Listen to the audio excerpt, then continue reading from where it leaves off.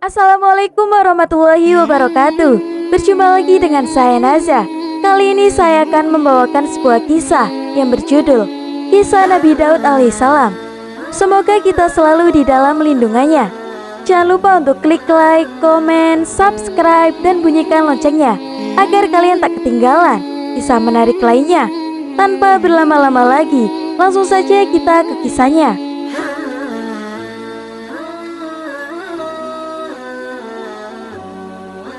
Nabi Daud alaihissalam adalah salah satu Rasul Allah yang mempunyai kemampuan istimewa dan diberi kemuliaan menjadi Raja Bani Israel. Allah Subhanahu wa Ta'ala memberikannya kepadanya kitab Zabur sebagai petunjuk bagi kaumnya. Allah juga memberikan keistimewaan lainnya kepada Nabi Daud berupa kepatuhan sejumlah makhluk Allah untuk mengikuti keinginannya, seperti gunung-gunung yang bertasbih bersamanya di waktu pagi dan petang, dan burung-burung yang bisa mengikuti perintah Nabi Daud alaihissalam. Selain itu, Nabi Daud alaihissalam juga diberikan kekuatan kebijakan dan keilmuan yang sangat hebat. Dengan ilmu itu, Nabi Daud alaihissalam diharapkan bisa memberikan solusi atas masalah yang dihadapi kaumnya, yaitu kaum Bani Israel, sebagai seorang raja. Nabi Daud alaihissalam memiliki istri yang cukup banyak, jumlahnya 99 orang. Walaupun demikian, Nabi Daud alaihissalam masih menginginkan satu istri lagi agar jumlahnya genap menjadi 100 orang. Konon dikisahkan bahwa Nabi Daud alaihissalam membagi hari-harinya menjadi 3 waktu. 1 hari untuk mengurusi urusan manusia, 1 hari untuk beribadah kepada Allah Subhanahu wa Ta'ala, dan 1 hari lagi untuk para istrinya yang berjumlah 99. Setiap kali beliau membaca kitab Zabur, maka beliau mengetahui keutamaan dari Nabi Ibrahim, Nabi Ishak, dan Nabi Yakub, yang mana ketiga nabi tersebut mendapat ujian dari Allah Subhanahu wa Ta'ala. Maka Nabi Daud pun berkata, "Ya Allah, segala keutamaan telah dihabiskan oleh bapak-bapakku, maka berilah aku keutamaan seperti yang Engkau berikan kepada mereka." Nabi Daud alaihissalam adalah nabi yang sangat tekun beribadah kepada Allah Subhanahu wa Ta'ala. Namun bagaimanapun juga, beliau adalah seorang manusia yang terkadang keluar sifat keingintahuannya. Sebenarnya sampai di mana kemampuan yang dimilikinya, Nabi Daud alaihissalam pun berdoa, "Ya Robbi, sesungguhnya Engkau telah memberi ujian kepada semua para nabi yang tujuannya supaya besar pahalanya. Tinggal diriku ya Robbi, yang belum Engkau berikan cobaan. Aku juga ingin sama seperti nabi-nabi zaman dahulu." Apa yang diinginkan Nabi Daud alaihissalam ini adalah hal yang benar secara logika syariat. Karena jika memang tambah besar cobaan seseorang, maka orang itu pahalanya juga akan bertambah besar. Jika cobaannya kecil, pahalanya pasti juga akan kecil. Karena itulah Nabi Daud alaihissalam pun ingin diuji oleh Allah Subhanahu wa Ta'ala.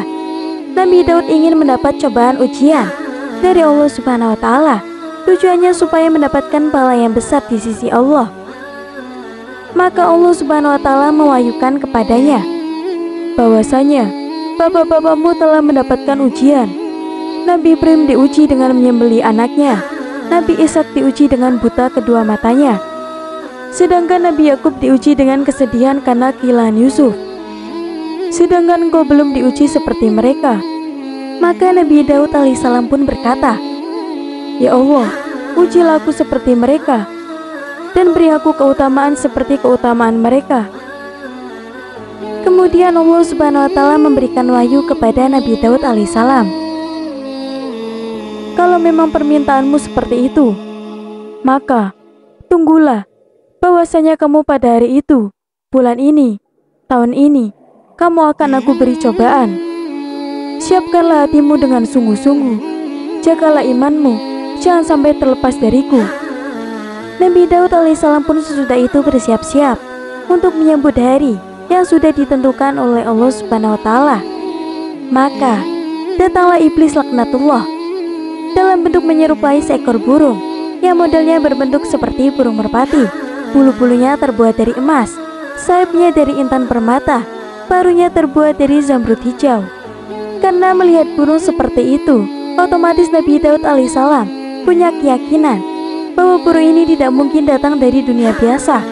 Nabi Daud alaihissalam memiliki keyakinan bahwa burung itu datangnya dari surga. Setan yang menyamar menjadi burung merpati yang terbuat dari emas itu hinggap di kaki Nabi Daud alaihissalam saat beliau sedang sholat.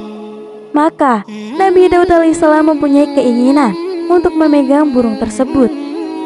Dikejarlah burung itu oleh Nabi Daud alaihissalam, bahkan hingga Nabi Daud keluar dari istananya menuju halaman istana untuk mengejar burung itu. Akhirnya burung yang sangat indah itu bertengger di salah satu pohon yang berada dalam taman istana. Di taman tersebut ternyata ada seorang wanita yang sangat jelita. Dengan kecantikan yang dimilikinya seluruh wanita pada zaman itu, tidak ada yang menandingi kecantikannya. Di taman tersebut, wanita itu sedang mandi. Saat Nabi Daud alaihissalam berada di dalam kebun, maka secara tidak sengaja Nabi Daud alaihissalam melihat wanita itu sedang mandi. Karena merasa dilihat oleh Nabi Daud, maka wanita itu malu dan menutupi seluruh tubuhnya dengan rambutnya yang sangat panjang. Rambut yang awalnya tertata rapi kemudian diuraikan ke seluruh tubuhnya. Karena seluruh anggota tubuh itu tertutupi oleh rambut, sehingga menjadikan Nabi Daud penasaran. Karena terbuai oleh rasa penasaran, maka Nabi Daud tidak bisa tidur dengan nyenyak. Makanya rasanya tidak enak. Minum seperti tidak terasa segarnya di tenggorokan. Nabi Daud alaihissalam telah terjangkit penyakit kasmaran. Akhirnya Nabi Daud alaihissalam bertanya kepada para pengawalnya tentang wanita yang selalu mandi di kebun istana selama ini. Maka para pengawalnya menjawab bahwa wanita itu adalah istri dari prajuritnya sendiri yang bernama Uraiyah. Lalu Nabi Daud memanggil Uraiyah dan mengatakan bahwa Nabi Daud alaihissalam tertarik dan jatuh hati kepada istrinya Uraiyah tersebut. Beliau mengatakan, "Lepaskanlah tanggung jawabmu dari istrimu, biar aku saja yang mengurusnya." Merasa malu untuk menolak permintaan itu, lalu istrinya diceraikan. Demikian itu di dalam syariat. Nabi Daud alaihissalam diperbolehkan dan sudah merupakan adat kebiasaan umatnya tanpa merusak kehormatan diri. Pada zaman itu, seseorang dapat meminta kepada temannya agar ia meninggalkan dan memisahkan istrinya untuk dikawininya jika orang itu mencintainya. Meskipun secara zahir syariat itu diperbolehkan, hal itu tetap tidak pantas, karena justru meninggalkan hal tersebut adalah lebih utama. Oleh karenanya, Allah Subhanahu wa Ta'ala mencerna Nabi Daud alaihissalam karena meminta istri Aulia. Namun Nabi Daud alaihissalam meminta istri Uraiyah itu karena ada rahasia yang diketahui oleh Allah Subhanahu wa Ta'ala, yaitu setelah Nabi Daud mengawini istri Aulia, Allah Subhanahu wa Ta'ala mengkaruniainya anak yang kelak akan menjadi nabi, yakni Nabi Sulaiman alaihissalam. Dikisahkan bahwa Uraiyah saat itu, yakni saat Nabi Daud tak sengaja melihat istrinya sedang mandi.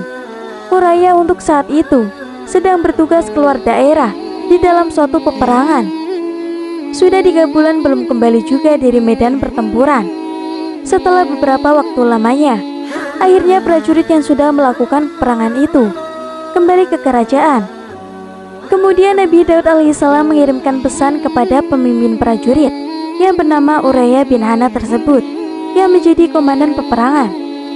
Isi pesan itu adalah, "Aku perintahkan kamu untuk maju dengan membawa bendera kebanggaan kerajaan." Adapun Nabi Daud alaihissalam mempunyai keyakinan setiap prajurit yang berada di garis depan dengan membawa bendera kerajaan pasti kemungkinan besar akan mati sebagai prajurit. Maka Uraiyah alias suami dari wanita cantik jelita tadi maju dengan gagah berani di dalam medan pertempuran dengan membawa bendera kerajaan. Alhasil apa yang diduga dan direncanakan oleh Nabi Daud benar-benar terjadi. Uraiyah bin Hana pun gugur di dalam medan pertempuran saat melawan musuh. Lalu Nabi Daud pun menikahi istrinya. Setelah Nabi Daud alaihissalam menemui istri barunya, Allah mengutus 2 malaikat dengan wujud seorang laki-laki. Keduanya minta izin untuk bisa bertemu dengan Nabi Daud alaihissalam. Namun saat itu adalah hari ibadah beliau, sehingga keduanya dihalangi oleh penjaga. Maka keduanya pun melompati pagar. Ternyata Nabi Daud sedang sholat. Keduanya lalu duduk di hadapannya. Nabi Daud pun terkejut. Maka keduanya berkata, "Janganlah kamu merasa takut. Kami adalah dua orang yang bersengketa. Salah satu dari kami menzalimi yang lain. Maka hukumlah kami secara adil." Kemudian Nabi Daud alaihissalam pun berkata, "Kalau begitu, ceritakanlah urusan kalian berdua." Salah satu dari kedua orang laki-laki itu berkata, "Saudaraku ini mempunyai 99 kambing betina, sedangkan aku hanya memiliki 1 ekor kambing. Namun dia ingin merebut kambingku agar kambingnya genap 100. Nabi Daud alaihissalam pun bertanya pada satunya. Lalu dia berkata, "Ya, saya mempunyai 99 kambing dan dia hanya punya 1. Namun aku ingin merebutnya agar kambingku genap 100. Nabi Daud pun bertanya, "Apakah saudaramu itu rela menyerahkannya?" Dia menjawab, "Tidak, dia tidak rela." Maka Nabi Daud alaihissalam pun berkata, "Kalau begitu, kami tidak akan membiarkanmu melakukannya. Jika engkau terus merebutnya, maka kami akan menghukummu."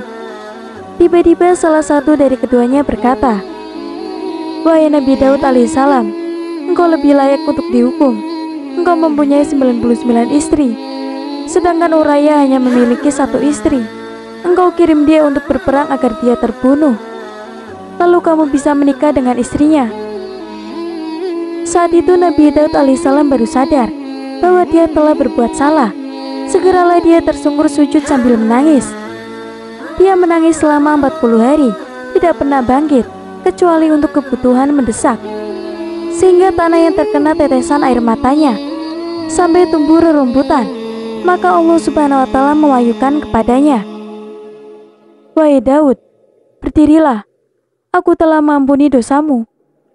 Maka Nabi Daud alaihissalam pun berkata, "Ya Allah, saya mengetahui bahwa Engkau telah mengampuniku. Namun, jika nanti pada hari kiamat, Uraya datang menentang kepalanya yang berlumuran darah itu, lalu dia berkata, 'Ya Allah, tanyalah Daud, kenapa dia membunuhku?' Maka Allah subhanahu wa ta'ala berfirman, 'Jika demikian, maka aku akan memanggil Uraya, dan akan aku pinta keikhlasan untukmu, yang dengannya akan aku balas dengan surga. Niscaya dia akan merelakannya untukmu.' Nabi Daud alaihissalam pun berkata, 'Sekarang aku benar-benar tahu bahwa Engkau telah mengampuniku.'"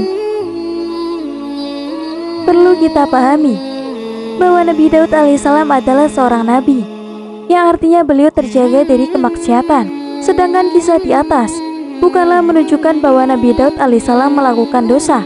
Ketika Nabi Daud melihat istri Uraya sedang mandi, itu bukanlah sebuah dosa, karena beliau melakukan hal itu secara tidak sengaja. Adapun kecondongan hatinya setelah memandang, itu pun tidak dinamakan sebagai dosa, sebab condongnya hati atau rasa mencintai terhadap seseorang tak dapat dikuasai ketika Nabi Daud meminta istri Uraya. Demikian itu, di dalam syariat Nabi Daud diperbolehkan, bukanlah sebuah dosa, karena pada zaman itu seseorang dapat meminta kepada temannya agar ia meninggalkan dan memisahkan istrinya untuk dikawininya jika orang itu mencintainya, walaupun hal yang lebih baik adalah meninggalkannya. Kisah di atas itu merupakan pengingat bagi kita bahwa melihat lawan jenis itu sangat dilarang karena dapat menimbulkan fitnah. Allah subhanahu wa ta'ala berfirman, "Dan apabila kamu meminta sesuatu kepada mereka istri-istri Nabi, maka mintalah dari belakang tabir." Al-Quran Surat Al-Ahzab ayat 53.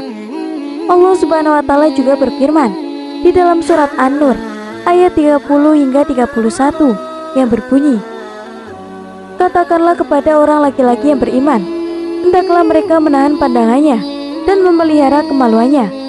Yang demikian itu lebih suci bagi mereka. Sesungguhnya Allah Maha mengetahui apa yang mereka perbuat. Katakanlah kepada wanita yang beriman, hendaklah mereka menahan pandangannya dan memelihara kemaluannya. Rasulullah Shallallahu Alaihi Wasallam bersabda, memandang itu bagikan panah beracun dari panah iblis.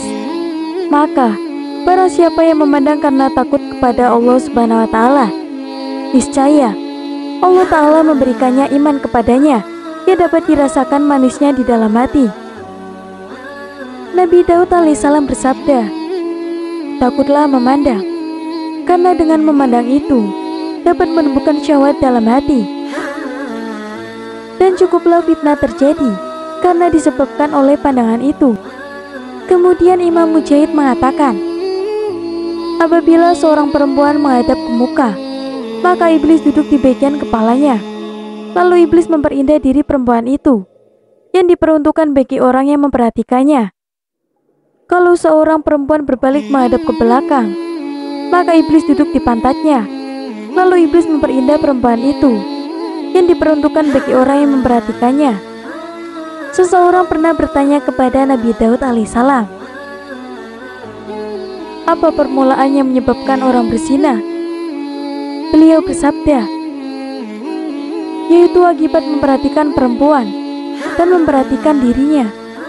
Kemudian Imam Al-Fudal mengatakan, iblis berkata bahwa pandangan yang dilepaskan pada suatu perkara yang tidak halal adalah merupakan panahku yang sudah tua dan busurku yang tak pernah luput jika aku pergunakan. Cukup sekian kisah yang dapat saya sampaikan. Semoga bermanfaat dan memberi pelajaran bagi kita semua. Akhir kata, wassalamualaikum warahmatullahi wabarakatuh.